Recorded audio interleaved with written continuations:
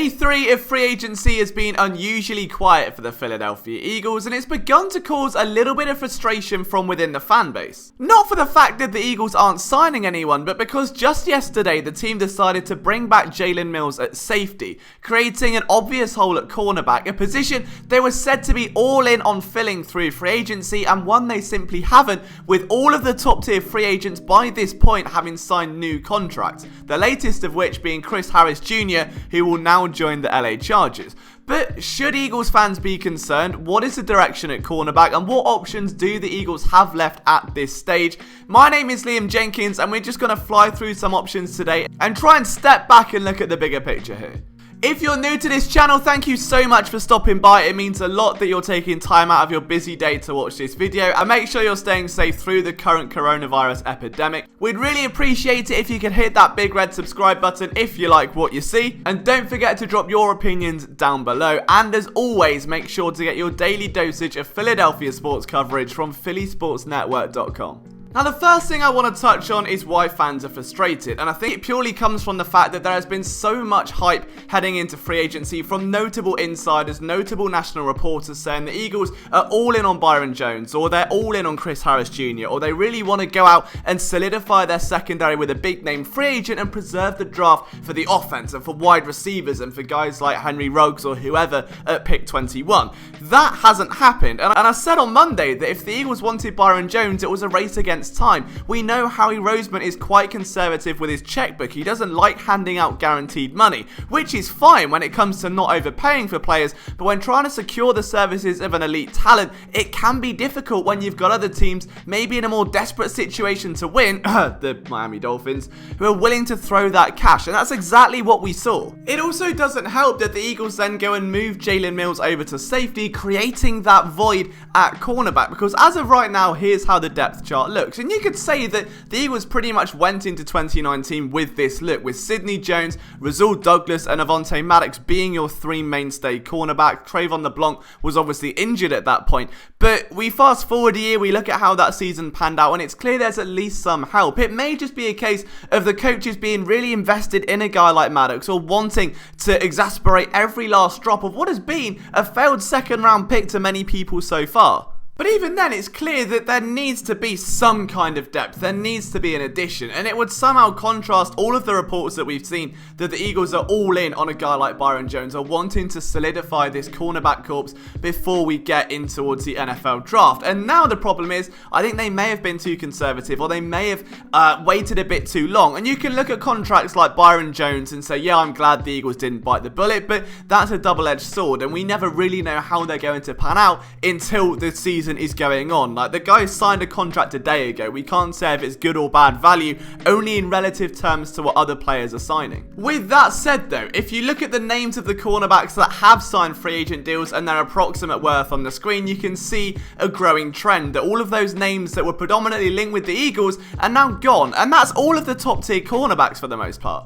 As for the names that remain, they're all mid-tier guys. It's players like Logan Ryan, who I would love to see as an Eagle, 29 years old, coming off a relatively big year with the Tennessee Titans, a two-time Super Bowl champion. I think it brings some veteran stability to that secondary. Bear in mind, right now, the oldest guy on that roster has been on the team for around 3 years, okay? They need someone that has been around the league, that has maybe experienced what it's like to win and lose historically in the NFL. I think realistically, if we're going to look at free agent targets, there is only one name that stands out as an absolute must for the Eagles, a real high priority target, and that's Desmond Trufant from the Atlanta Falcons, who was released today. Now, we've spoken about him before, and the fact that in 2019 he suffered both a broken toe and a broken forearm, but somehow ended up with a career high 4 interceptions, 7 passes defense to his name, and has been a top 40 cornerback at worst in terms of yards allowed per coverage snap ever since he's entered the league, which is absolutely staggering.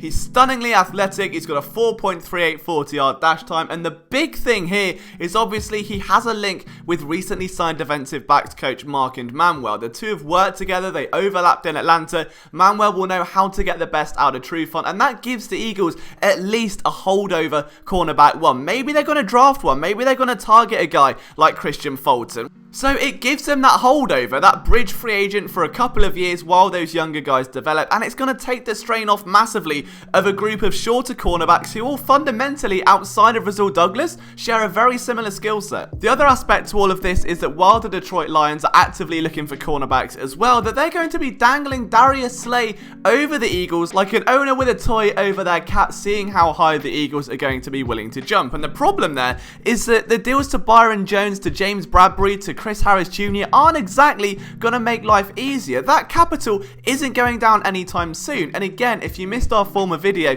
to get Darius Slay, the Eagles have to trade for him and then sign him to an extension, knowing that he wants to be one of, if not the highest paid corner in the NFL. And in that video, we stated, I don't think he's going to be the right fit for this Eagles defense. He missed 11% of his tackles last year. And while he's rapid and he's very good around the catch point, as he always has been, and in theory, he could take away a receiver from one side of the field, that teams exploit the Eagles scheme, not the Eagles players. And having Darius Slay would be all well and good, but if he's going to be lined up 10 yards off the ball, then teams will just throw underneath. And if they do want to exploit the team's scheme, they'll try to exploit his weaknesses or just throw to the other side of the field, where currently the Eagles are still in the exact same situation they were last season. I think the other big free agent name to note here will be Prince Amukamara, who's 30 years old, coming off a slightly down year in 2019 in comparison to what was a career season in 2018, but his skill set would match up perfectly with what the Eagles want as a budget option. He'd be a cornerback too, he wouldn't be your CB1s. You'd ideally want someone like a Darius Slay or a draft pick or someone with that higher upside to man your top receiver, but I do think that he's got a very nice twitch to his game,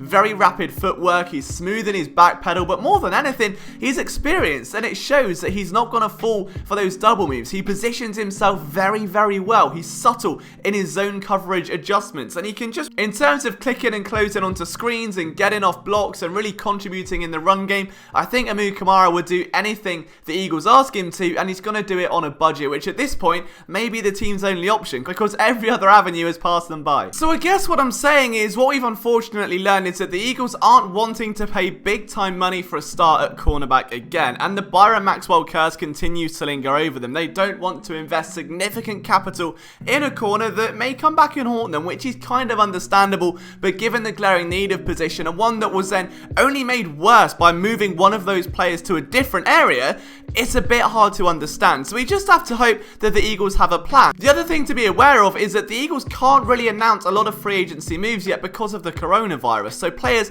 can't get down to the facility to do a physical or workouts or sign a contract. They can hold FaceTime interviews, they can do a lot of back and forth communicating, but in terms of the nitty gritty and getting the deal over the line, all they can do is agree to terms, and that's what they've done with Javon Hargrave. So a lot of the reports that we're seeing are from sources, they're from national writers, they're not coming from the teams directly because the teams can't do anything just yet. So the Eagles may well have their eyes set on a trade, they may well have their eyes set on a pending free agent, but we just don't know.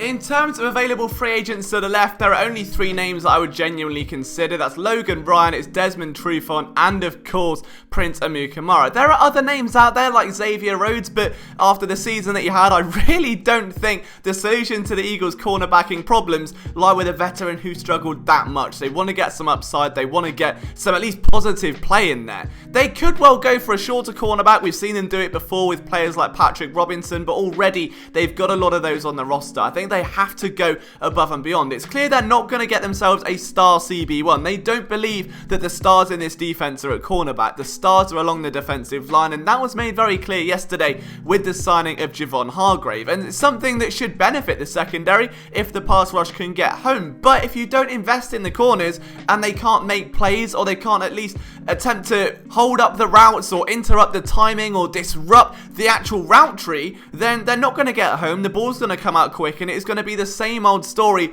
that we've come to know and despise with this Eagles defense. So hopefully I'm wrong. Hopefully there is a plan in place where the Eagles are in negotiations with one of the top free agents that remain, or potentially even looking at a trade. We've seen AJ Bouye, his trade has been confirmed today. So maybe there is light at the end of the tunnel, but this is a very long tunnel, and it's one that may not get solved until the depths of the NFL draft. But guys, what do you think about all this? I know this has been a little bit of a messy video in terms of coordination. I'm not going to lie, I'm absolutely shattered from the last 2 days. So thank you so much for all of your support. If you do enjoy this content, I think I've written close to 17, 18 articles over the last few days. Make sure you check it out at phillysportsnetwork.com. My Twitter is @LiamJenkinsPSN. If you want to follow me, that'd be fantastic. Leave a like, hit that big red button. I'll see you soon.